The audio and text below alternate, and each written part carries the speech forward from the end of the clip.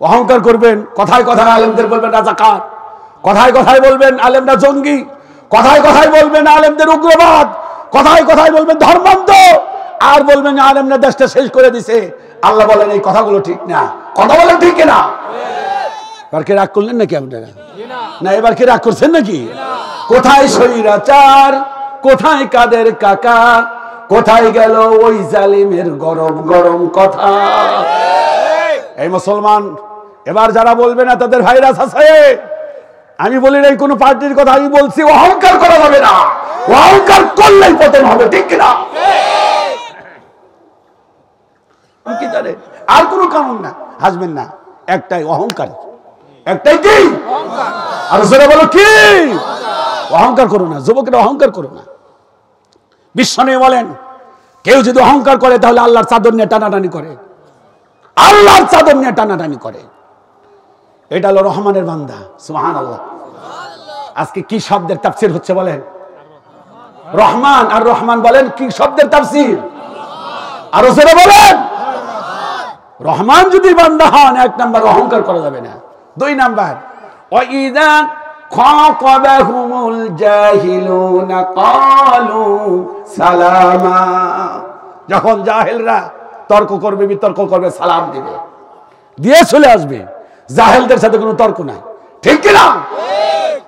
এরপরেরটা আল্লাযীনা ইয়াবিতুনা লিরাব্বিহিম সুজদান, আরে রহমানের বান্দা যারা সুজদা ওয়া কিয়ামা, আল্লাহর সিজদা দিবে, গভীর রজনীতে তাহাজ্জুদের নামাজে দাঁড়িয়ে আল্লাহরে দাঁড়িয়ে যাও।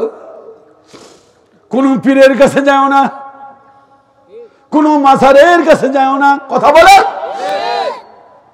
আল্লাহর কাছে দাঁড়িয়ে গভীর রজনীতে আল্লাযীনা ইয়াবিতুনা লিরাব্বিহিম সুজদা ওয়া কিয়ামা, দাঁড়িয়ে যাও। আল্লাহু আকবার, তাহাজ্জুদের নামাজে দাঁড়িয়ে যাও। ও যুবক, বিয়ে করবা, আল্লাহর কাছে বলো, তাহাজ্জুদের নামাজে বলো আল্লাহ তুমি একটা দিনদার স্ত্রী মিলিয়ে দাও। সুবহানাল্লাহ কোন না?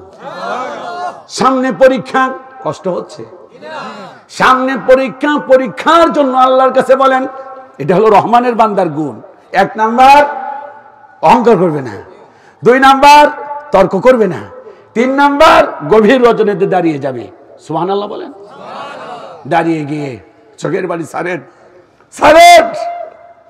বিশ্বনবী বলেন প্রত্যেকটা রজনীতে আল্লাহ পাক প্রথম আসমানে আসেন, এসে বলেন গোলাম তোমার কার কি চাওয়া আমার কাছে বলো, আমি কবুল করে নেব। নবীজি লম্বা লম্বা সিজদা দিতেন।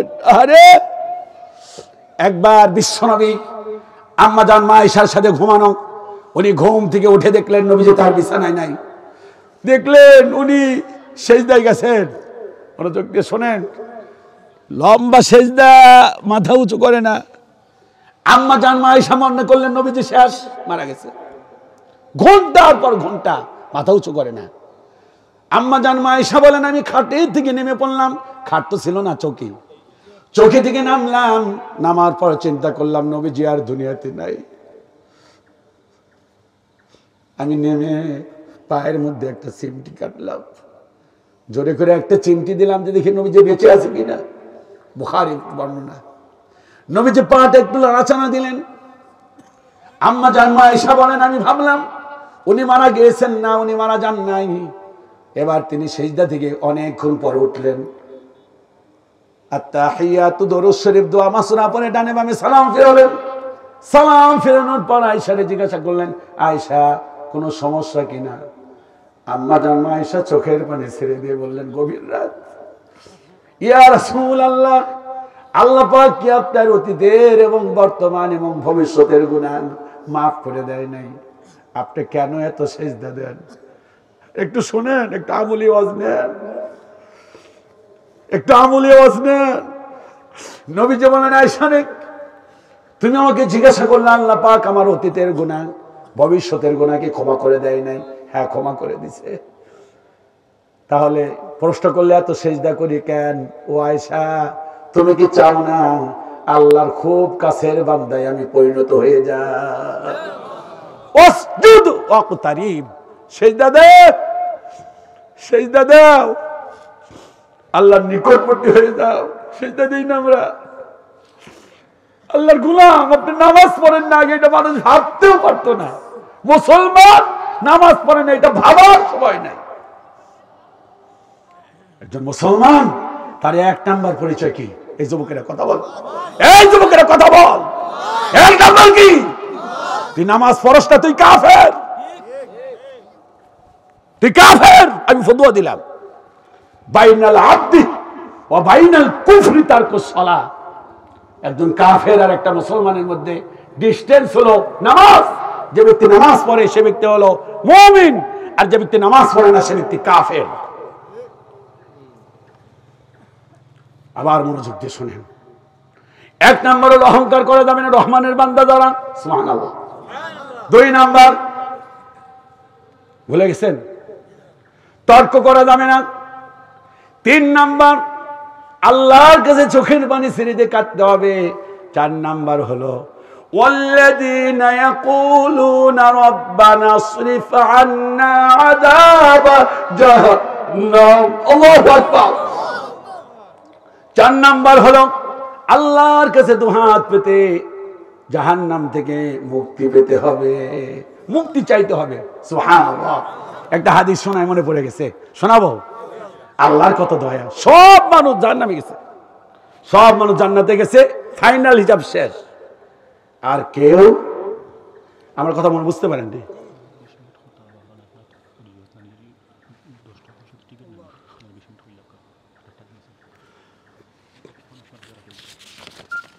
হ্যাঁ, সমস্যা নেই। বন্ধুগণ মনোযোগ দিয়ে শুনুন, কষ্ট হচ্ছে, মনোযোগ দিয়ে শুনুন। আল্লাহর কি দয়া! জান্নাত জাহান্নাম ফাইনাল যখন শেষ, একটা মানুষের ঈমান ছিল, কিন্তু লোকটা জাহান্নামী হয়ে গেছে পাপের কারণে। আল্লাহর দয়া হয়ে যাবে, সুবহানাল্লাহ। কয়েক মিনিট পরে, কয়েকদিন, কয়েক ঘন্টা পর, কয়েক বছর পর, হাদিস এরকম আসছে, হঠাৎ করে ওই বান্দার প্রতি দয়া হয়ে যাবে। দেখবে বান্দা জাহান্নামের তলের মধ্যে এরকম কায়েত হয়ে পড়ে রয়েছে, একদম আগুনে পড়তেছে। লোকটার মধ্যে ঈমান আছে, কি আছে? আল্লাহর দয়া হয়ে গেছে। আল্লাহ ডাক দিয়ে কয়, গোলাম আব্দুল্লাহ। আল্লাহ মানে কয় আব্দুল্লাহ। আল্লাহ বলেন, গোলাম তুই কেমন আছিস? আল্লাহ জিজ্ঞাসা করছে তুই কেমন আছিস?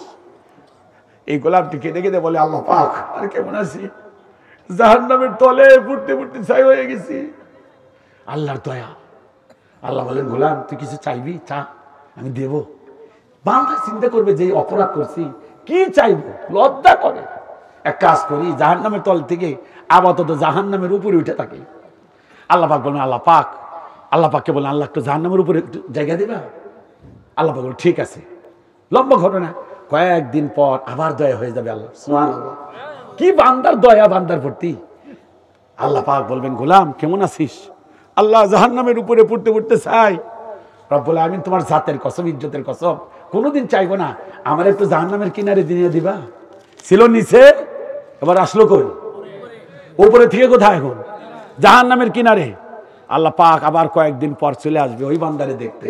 বান্দা পড়তেছে, এটা আল্লাহ সহ্য করতেছে না, সুবহানাল্লাহ। তা কে বলবে, গোলাম কেমন আছিস? বলো, রব্বুল আমিন জাহান্নামের মধ্যে পড়তে পড়তে শেষ, কিনারে তো আছি। আল্লাহ তুমি আমাকে জাহান্নাম থেকে উঠে জান্নাত আর জাহান্নামের মাঝখানে একটু জায়গা দিবা? আল্লাহ বলবেন, দেব। ঠিক, আর কিছু চাইবি? চাইলে ভালো করে চা। সে লজ্জায় লজ্জিত, কি চাইবো? আল্লাহ তোমার জাতের কসম, এইটা যদি দাও, কই ছিলাম, তাও তো উঠে এখানে আসলাম, দিছে মাঝখানে। আল্লাহর দয়া, কি দয়া, সুবহানাল্লাহ। আল্লাহ দয়া হয়ে গেছে। দয়া হয়ে যাওয়ার পর বলবেন, গোলাম কয়েকদিন পর কি খবর? আল্লাহ তুমি আমার মুখটা খালি জান্নাতের দিকে করে দাও, আর কোনো চাইবো না। ছিল এইদিকে মুখ করতে চাই কি? আল্লাহ কয়, ঠিক আছে, চাইবি না তো? না। কয়েকদিন পর আবার দেখা, আল্লাহ নিজে এসে, সুবহানাল্লাহ কইলেন না? বান্দা কি বলতেছে? আল্লাহ রে, বুঝেন নাই? বান্দা আল্লাহ রে বলে না, আল্লাহ বলে। আল্লাহ বলে কারে? বান্দারে। গোলাম কি খবর? আল্লাহ মুখ এদিকে দিছেনি, কইরা একটু কাজ করেন। কি কাজ? আমার ওই জান্নাতের গেটের বাইরে একটু বৈশা দারোয়ানি করার সুযোগ দেন। হাদিস, লম্বা হাদিস, যেটা হাদিসটা পূর্ণাঙ্গ হাদিস বলতে 1 ঘন্টা লাগবে, আমি 3 মিনিটে শেষ করলাম। আল্লাহ পাক বলেন, আল্লাহ রাসূল বলেন, আল্লাহ পাক বান্দার প্রতি এত দয়া হয়ে যাবে, আল্লাহ ডাক দিয়ে বলবেন, গোলাম রে, তোর জান্নাতের বাইরে দারওয়ানগিরি করার দরকার নাই। আমি আল্লাহ পাক তোর প্রতি এত দয়া করলাম, ইহসান করলাম, আমার নাম রহমান। আমি আল্লাহ পাক তোরে জান্নাত 1টা না 2টা না 10টা পৃথিবীর সমান একটা জান্নাত দিয়ে দিলাম।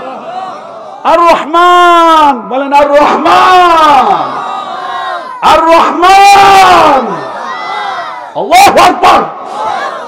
আর জোরে বলেন আল্লাহু আকবার। আল্লাহর দয়া বান্দার প্রতি কম না বেশি? আল্লাহর কাছে কয় ভাগ? আর জোরে বলেন, বান্দার কাছে কয় ভাগ?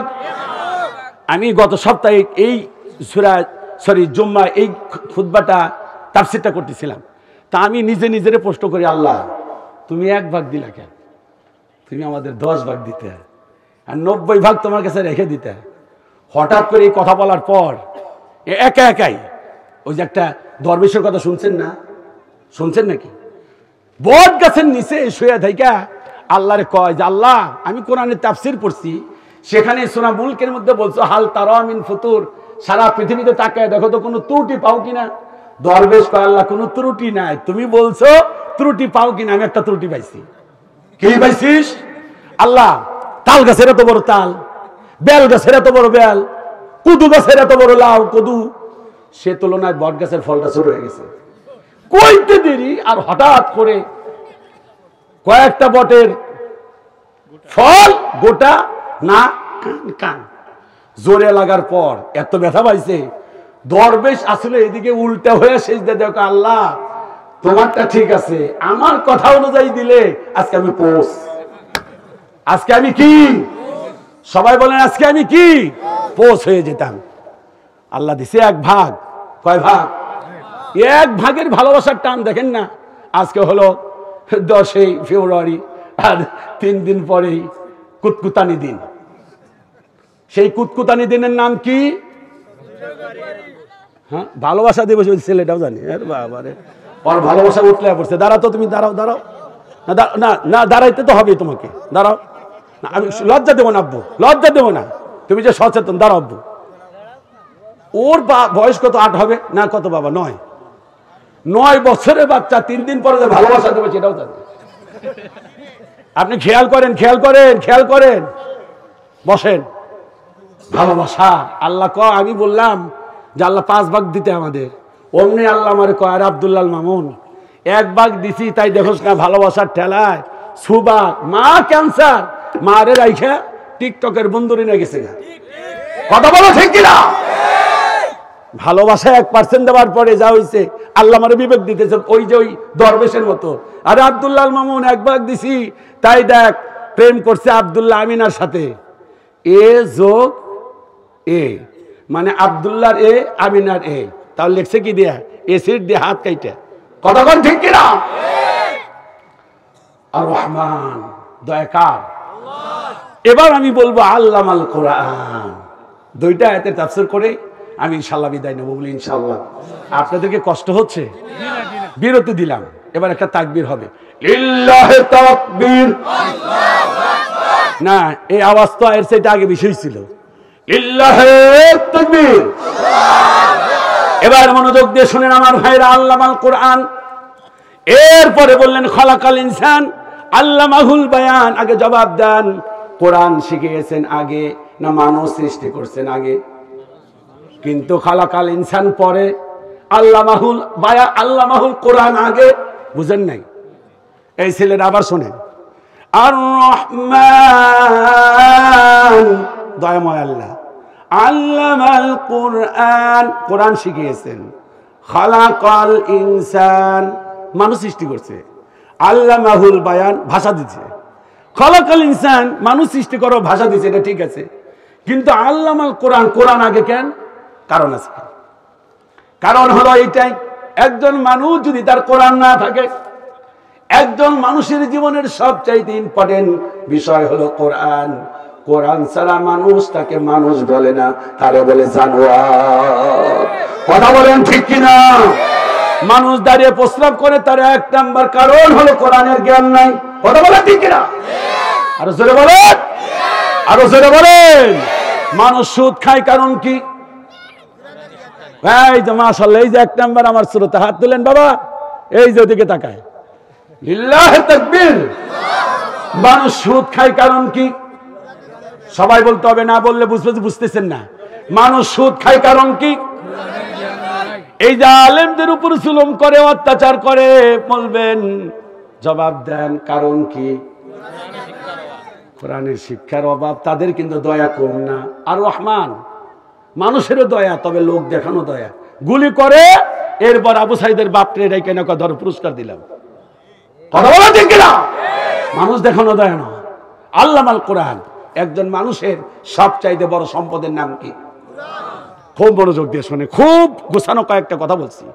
কিয়ামতের দিন বিশ্বনবী উম্মতের বিরুদ্ধে মামলা দায়ের করবেন একটা কারণে। কয়টা?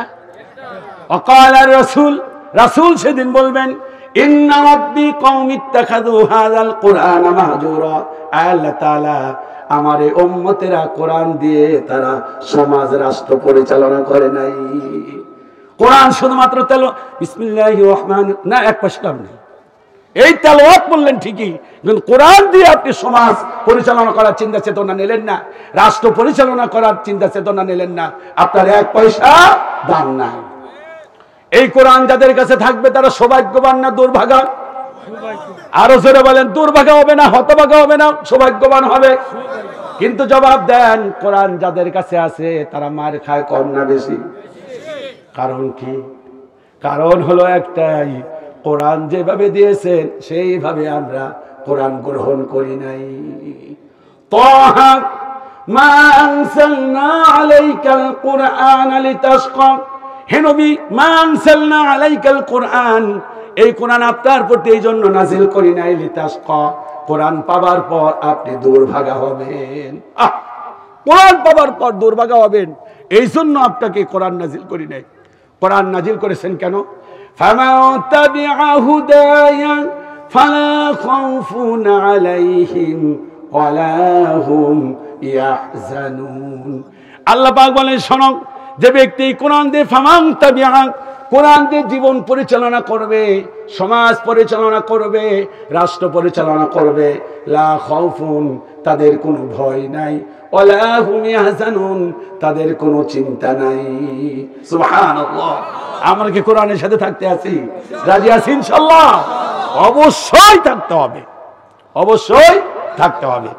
কোরআন বিশ্বনবী বলেন, শোনেন কেন আমাদের আজকে এই কপালে দুর্গতি।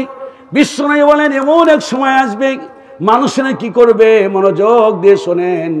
নবীজি বলেছেন, মানুষেরা যেভাবে খাবার খায়, দস্তরখানার মধ্যে খাবার খায়, এমন এক জামানা আসবে তখন ইহুদি, খ্রিস্টান, বৌদ্ধরা, অমুসলিমেরা মুসলমানদেরকে এরকম খাওয়া শুরু করবে। খেয়াল করেন, এই ছেলেরা বুঝছো কথা? আবার মনোযোগ দিয়ে শোনো। নবীজি বলেছেন, এমন এক জামানা আসবে, সেই জামানায় মুসলমানদেরকে ইহুদি, খ্রিস্টানেরা, বৌদ্ধরা খাবার যেমন দস্তরখানায় রেখা খাও, মুসলমানকে এইভাবে খাবে। সাহাবাই বললেন, ইয়া রাসূলুল্লাহ, আমাদের যে দুর্গতি হবে তখন কি আমরা সংখ্যায় কম হব? বললেন, না, সংখ্যায় তখন কম হবে না, সংখ্যা অনেক থাকবা, কিন্তু এরপরেও তোমাদেরকে চিবে চিবে খাইবে। কারণ কি? কারণ হলো দুইটা। এক নাম্বার দুনিয়ার লোভ, দুই নাম্বার কোরআনকে যথাযথ ব্যবহার না করা। কোরআন দিয়ে আমরা পড়তে জানি, কোরআন দিয়ে আমরা সব দাওয়াত খাইতে জানি। কথা বলেন, যে হুজুর দাওয়াত খাচ্ছে কোরআন দিয়া, সেই হুজুরের মাথায় নাই যে কোরআনটা পার্লামেন্টে দিলে দেশটা ভালো করে চলবে। ঠিক কিনা বলেন? কথা বলেন, কথা বলেন, কথা বলেন, ঠিক কিনা? আমার বন্ধুগণ মনোযোগ দিয়ে শোনেন। এই জন্য আল্লাহ পাক বলেন, আফালা ইয়াতাদাব্বারুনাল কোরআন, তোমরা কি কোরআন নিয়ে গবেষণা করবে না? আম আলা কুলুবিন আকফালুহা, তোমাদের অন্তরে কি তালা মেরে দেওয়া হলো কিনা? এই জন্য আমার ভাইয়েরা মনোযোগ দিয়ে শোনেন, এই কোরআন শিখালেন কে? আরো জোরে, আরো জোরে। এই পৃথিবীতে সেরা মানুষের নাম কি জানেন? নাম কি? মুহাম্মদ সাল্লাল্লাহু আলাইহি ওয়াসাল্লাম। তার এত দাম, তার কাছে একটা কিতাব ছিল, এই কিতাব পৃথিবীতে আর কোনো নবী রাসূলের ছিল না। কথা বলেন ঠিক কিনা? এবার জবাব দেন, হাজার মানুষের মধ্যে সবচাইতে দাম কাদের বেশি? আরে নবী তো বললাম শেষ, নবীর পরে কাদের? সাহাবীদের পরে কাদের? তাবে তাবিন। আচ্ছা ঠিক আছে, পর্ব শেষ। এরপরে আমরা যারা আছি এখানে কারা? না, এই জবাব আপনাদের মুখ থেকে নিতে হবে। কাদের? আলেমদের। তাদের একটাই কারণ, এই কথা বলার কারণ হলো আলেমদের এত সম্মান, কারণ হলো একটাই, আলেমদের কাছে কি আছে? খায়রুকুম মান তাআল্লামাল কুরআন ওয়া আল্লামা। আপনি ম্যাজিস্ট্রেট হতে পারেন, ডাক্তার হতে পারেন। ওই যে ডক্টর মোহাম্মদ শহীদুল্লাহ একটা কথা বলছিলেন, আল্লামা সাইদি সাহেব বলছিলেন, সেই কথাটা আমি কোট করতেছি। উনি বলেছেন 18টা ভাষার পণ্ডিত ছিলেন ডক্টর মোহাম্মদ শহীদুল্লাহ। সুবহানাল্লাহ। এত বড় বড় দাড়ি। উনি বলেছিলেন, এই তোমরা যারা নিজেদেরকে পণ্ডিত ভাবো, অথচ তোমাদের কাছে কোরআনের জ্ঞান নাই, আসলে তোমরা পণ্ডিত ঠিক, মূর্খ পণ্ডিত। আসল পণ্ডিত তো তারাই যাদের কাছে কোরআন আছে। ঠিক কিনা? আরো যারা বলো ঠিক কিনা? তোমাদের মধ্যে সর্বোত্তম ওই ব্যক্তি যে কোরআন নিজে পড়ে অপরকে শিক্ষা দেয়। সুবহানাল্লাহ। বাচ্চারা দাঁড়াও তো, আব্বু দাঁড়াও। বিশ্বাস করুন বা না করুন, এই যে বাচ্চারা কোরআন তেলাওয়াত করলো, তুমি করলে না? এই বাচ্চার চাইতে সম্মানিত ব্যক্তি আমিও না। বলবেন কেন? ওর মতো সুন্দর করে তেলাওয়াত আমিও পারি না। আল্লাহু আকবার বলে বসো। ওহুদের প্রান্তরে বিশ্বনবী 70 জন সাহাবী শহীদ হলেন। নবীজি ডাক দিয়ে বললেন, আমার সাহাবীরা, আরে একটা লাশের, একটা কবরের মধ্যে 5টা 7টা করে লাশ নামানো হচ্ছে। নবীজি বলেছেন যে শোনো, যার কোরআনের জ্ঞান বেশি, যে কোরআনের হাফেজ, তার লাশটা আগে নামাও। সুবহানাল্লাহ। কি সম্মান, কি ইজ্জত। আজকে সেই কোরআন আমাদের কাছে নাই। আছে? ঠিক সেইভাবে নাই। এই কোরআনে এত সম্মান, সুবহানাল্লাহ কইবেন না? আমি যদি বলি শোনেন, এই টিস্যুটারে কোনো যুবককে যদি বলি, যুবক রে এই টিস্যুটারে একটা লাথি মারো, 500 টাকা দিব, বলবে হুজুর 500 না, একটা না, 10টা দিব। ঠিক না? কথা বলেন না কেন?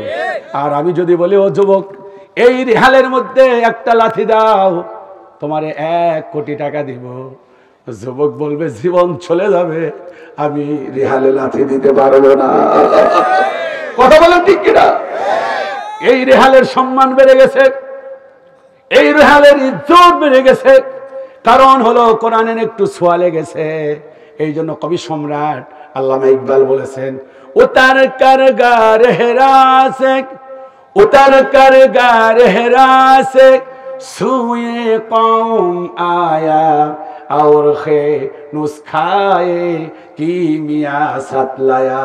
এই উতার পাহাড়, এই হেরা পাহাড় থেকে নবীজি একটা পরশ পাথর নিয়ে আসলেন।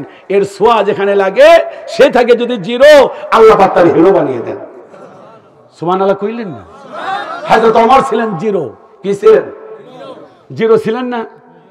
কত বড় দুর্ধর্ষ হলে নবীজি চোখের পানি ছেড়ে আগের দিন রাতের বেলা কাঁদতেছেন, আল্লাহ তাআলা 2 জন ব্যক্তির জন্য আমি কোরআনের দাওয়াত দিতে পারি না, খুব শত্রু। রব্বুল আমিন, একটা হলো খাত্তাবের পুত্র ওমর, আর একটা হলো আবু জাহাল। রব্বুল আমিন এই দুইটার বলবো না যে দুইটাই কবুল নাও, আল্লাহ একটারে কবুল করো। নবীজি দোয়া করলেন, আর পরের দিন ওমর এলেন বিশ্বনবীর মাথামুন্ড আনতে। ইতিহাস জানেন না? এরপরে গেলেন বোনের কাছে, বোন কোরআন তেলাওয়াত করতেছেন, মার শুরু করলেন, মারতে মারতে অজ্ঞান। বোনকে বলছেন তাদের কোরআন ছাড়, বোন বলল জীবন চলে যাবে, কোরআন ছাড়বো না। ঠিক না? বিগত 16টা বছর আলেমদেরকে কম জুলুম করো নাই, অত্যাচার করো নাই, কোরআন দিয়ে কথা বলতে দাও নাই, মসজিদে কথা বলতে দাও নাই, মাহফিলে কথা বলতে দাও নাই। আল্লাহ পাক বলেন, দাঁড়া, তোরে 5 মিনিট না 1 মিনিট কথা বলতে দেবো না। ঠিক না? খালি লাইভ একটু কথা বলতে চেয়েছো, আর দেখো তোমার কি উপর জুলুম অত্যাচার শুরু হয়ে গেছে। কারণ মানুষ বলে ঢেল দিলে ঢেল খেতে হয়। ঠিক না? মনোযোগ দিয়ে শোনেন। এই জন্য কবি সম্রাট এবার হযরত ওমর বোনকে মারার পর কই, কি আছে আমার একটু দাও। এতক্ষণ কোরআন ধরে নাই। সুবহানাল্লাহ কোন না? বলে আচ্ছা ঠিক আছে দেব, একটা শর্ত, একটু উযু করে আসেন। উযু করে আসলেন। উযু করে আসার পর এবার বললেন যে কি তেলাওয়াত করতেছিলে? উনি পাথরের মধ্যে লেখা ছিল। বললেন ভাইয়া এই যে তেলাওয়াত করতেছিলাম সূরা তাহা, আমার আরবিক লোক তেলাওয়াত শেখা করতেছেন, তাহা মা আনসালনা আলাইকাল কুরআনা লিতাশকা, পড়তে পড়তে হঠাৎ করে ইন্নানি আনাল্লাহ এই পর্যন্ত তেলাওয়াত করার পর আমার ভাইরা আমার চোখের পানি ছেড়ে দিয়ে কয়, মেহেরবানি করে বিশ্ব নবীর দরবারে নিয়ে চলো। নবীজির কাছে এলেন, নবীজি তার রুমালটা দিয়ে দাও, আমার আসো বসো বসো বসো বসো। হযরত ওমর কয়, হুজুর আমি এত বড় বেয়াদব না, যে লোকটা আসে মাথা মুন্ডে এনতে আর সেই লোকটার রুমাল দিছে, লোকটা কয় চেঞ্জ হয়ে গেছে, ওই যে একটু সূরা তাহা পড়ছে। সুবহানাল্লাহ কইলেন না আপনারা? আরে ভাই আল্লাহর কসম, এই কোরআনের কাছে না আসলে আপনার চরিত্র ঠিক হবে না। কথা বলেন ঠিক কিনা? চরিত্র ঠিক হয়ে গেছে। কয় হুজুর এত বড় বেয়াদব না, আপনার রুমালে বসবো। নবীজি বলেন, ওমর কেন আসছো? কয় হুজুর বেয়াদবি হয়ে গেছে, আপনি আমারে কালেমা পড়ে মুসলমান বানায় দিবেন। নবীজি কালেমা পড়ে মুসলমান বানায় দিলেন। মুসলমান বানিয়ে দেওয়ার পর কানে কানে কয়, হুজুর আমরা কয়জন, আমরা মুসলমান কয়জন? নবীজি বললেন, ওমর এর আগে ছিলাম 39, তোমার দিয়ে 40। সদস্য কয়জন? ওমর বললেন যে হুজুর 40 জন আমরা, তাহলে গোপনে কেন, আজকে থেকে প্রকাশ্য হবে, যেটা বাধা দিতে আসবে মাথা শেষ। সুবহানাল্লাহ কয় না? দাও আল্লাহ দাও আমায় আবার ওমর দারাজ দিল, দাও আল্লাহ দাও আমায় আবার ওমর দারাজ দিল, দাও আলীর মতো বীর সেনানী জাগাতে নিখিল। সবাই দাও আল্লাহ দাও ওমর দারাজ দিল। আল্লাহু আকবার। বলে হুজুর তাহলে তাই? নবীজি বললেন তাহলে এক কাজ করো, সবাইরে ডাকো। সবাইরে ডাকছে, ডাকার পর বললেন, ওমর আমি থাকবো সামনে, তুমি আর আবু বকর সামনে আমার পিছনে থাকো, তাকবীর আমি দেব, তুমি খালি ফিরাইও। আল্লাহু আকবার। চেঞ্জ হয়ে গেল, কোরআনের একটু ছোঁয়া পাইছে। আর একটা কাজ করলেই আর একটু চেঞ্জ হয়ে যাবে। মুসলমান কেন মার খায়, আমি দুইটা উদ্ধৃতি দিয়ে শেষ করব। এই যে আমরা মার খাই কারণ কি, কবি সম্রাট খুব সুন্দর করে দুইটা উদ্ধৃতি দিয়েছেন, শুনবেন। ও জামানা আমি, কত সুন্দর করে সাইদি সাহেব বলতেন, ঠিক না? ও জামানা আমি মুআজ্জাজ থে মুসলমান হোকর, और तुम खारे हुआ तारके कुरान हुआ कर। মুসলমান পরবর্তী জামানার লোকগুলো কোরআন দিয়ে তারা রাষ্ট্র পরিচালনা করেছে, কোরআন দিয়ে সমাজ পরিচালনা করে তাম পৃথিবীতে নেতৃত্ব দিয়েছে। আজকে কোরআন রাষ্ট্রে না দেওয়ার কারণে আজকে মুসলমান মার খাচ্ছ, ঠিক কিনা? কবি সম্রাট আল্লামা ইকবাল আরো সুন্দর করে বলেছেন, আ তুঝে বাতাও, আ তুঝে বাতাও তকদীরে উমঙ্গ কা है शमशीर सना अवल কৌসো রুবাবা কি।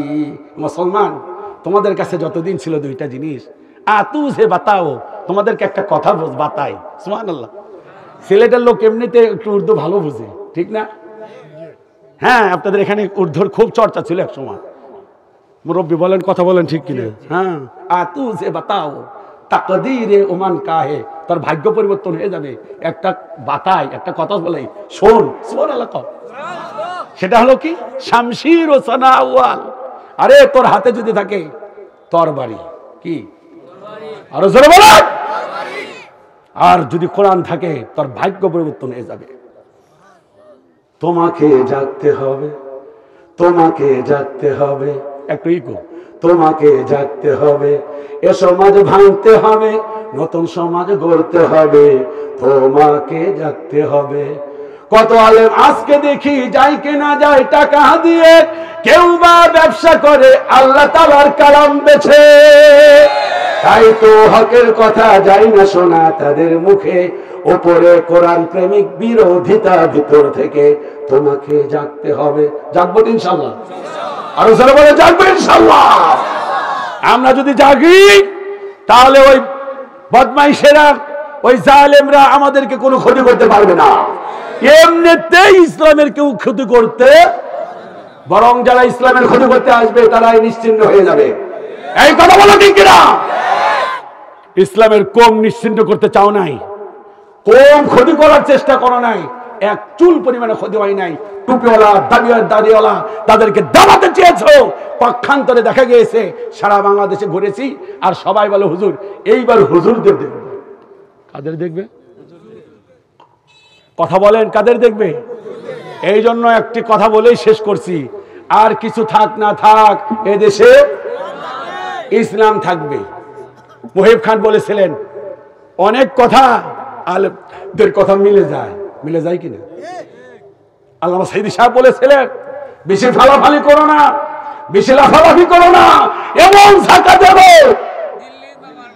মামু বাড়ি দিল্লি গিয়ে পড়বা, বাংলাদেশে জায়গা হবে না। কেমনি মিলে গেল? সোনা কয় না। আলেমরা অনেক কিছু বুঝতে পারে। মুহিব খান আজ থেকে 15 বছর একটা গান গাইছিলেন, আমার বন্ধু মানুষ। আমার প্রথম সার্টিফিকেটটা বিফাকুল উলুম মাদারিসিল আরাবিয়্যা, মূল সনদটা হলো কওমি। আলহামদুলিল্লাহ, আমি আলী আর কওমি ভেদাভেদ করি না, আমার চোখে ডান আর বাম, আলী আর কওমি নাই। আমরা এক প্ল্যাটফর্মে দাঁড়াতে চাই। কিসের আলী আর কিসের কওমি? আমাদের সোদাবাটে একটা, আলী আর সোদাবাটে একটা, ঠিক কিনা বলে? মুহিব খান 15 বছর আগে একটা গান গাইছিলেন, গজল গাইছিলেন। দেখেন কেমনি মিলে গেছে। যখন মিলা যাবে তখন একটু জোরে ঠিক বলবা, আর যেগুলো মোটামুটি বলবে মোটামুটি আওয়াজ দিয়ে বলবা। যুবকেরা পারবা? কে কে পারবা? হাত তোলো তো দেখি। হ্যাঁ, যেটা মিলে যাবে ওটা বেশি জোরে বলবা। বাংলাদেশের সব মানুষের নাম বদলাতে পারে, বলেন ঠিক? তা কইলেন না, এটা আস্তে বলতে হবে, এটা এখনো পল্লাই নেই। বাংলাদেশের সব মানুষের নাম বদলাতে পারে, বইয়ের পাতায় স্বাধীনতা সংগ্রাম বদলাতে পারে। হ্যাঁ ঠিক আছে, ওই যে ছেলেরা বুঝছে। 24-এর স্বাধীনতা আর 25-এর স্বাধীনতার মধ্যে কোনো মিল। যারা কয় নাই ওটারই ভাইরাস আছে, ওটা টার্গেট করে। 24-এর স্বাধীনতা আর 25-এর স্বাধীনতার মধ্যে রাত আর দিন ডিফারেন্স। আগে বলা হতো স্বাধীনতার ঘোষক একজন, এখন প্রকৃতপক্ষে স্বাধীনতার ঘোষক জন্মের পরে যার কথা শুনছি তার কথাই শুনতেছি। জোর করে কেউ কোনোদিন স্বাধীনতার ঘোষক জনগণ মাইনা নেয় না। কথা বল। বাংলাদেশের সব মানুষের নাম বদলাতে পারে, বইয়ের পাতায় স্বাধীনতা সংগ্রাম বদলাতে পারে, বঙ্গোপসাগরের সব পানি যেতে পারে শুকিয়েও, গোটা রাজধানী গেলে